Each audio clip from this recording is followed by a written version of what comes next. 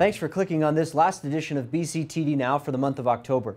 With the recent rejection of the Obama jobs proposal and the supercommittee debt plan deadline looming on the horizon, job-creating initiatives are in danger once again. That's why Building Trades President Mark Ayers, along with the entire Governing Board of Presidents, is urging all state and local councils to work with their AFL-CIO central labor bodies to get the word out to local members of Congress that jobs should remain their #1 priority. Yes, that means Democrats and Republicans. Let's not forget the GOP rallying cry during the 2010 elections, "Where are the jobs?" But that when a proposal is presented, largely they're responsible for killing it before it ever came up for a vote. Over the next several weeks, keep the focus on jobs, not deficit reduction.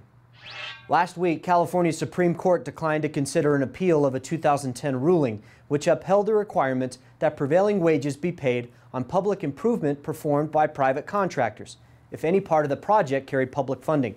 The 2010 ruling stemmed from a project in the city of Azusa, where it was a mixture of residential, commercial, and public improvements like streets and sewers.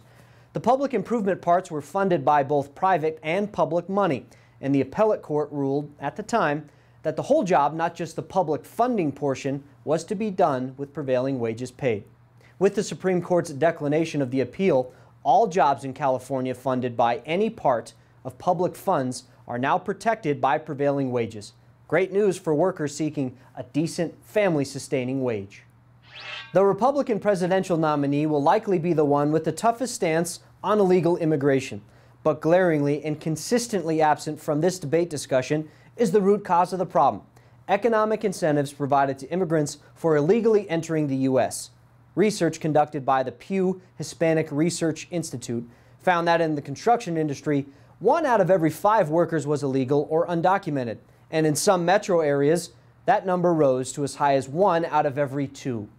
The race to the bottom contractors in our industry who employ these low-wage, low-skilled, easily exploitable, illegal workers are the root of the immigration problem. Contractors like Miller & Long, the U.S. largest concrete contractor, 90% of their workforce is made up of illegal immigrants from El Salvador. Traditionally, open-shop contractors like Miller & Long support the Republican side of the ticket. Yet in the public debates for who will win that seat, candidates continue to talk tough about immigration while their supporters exploit and count on it.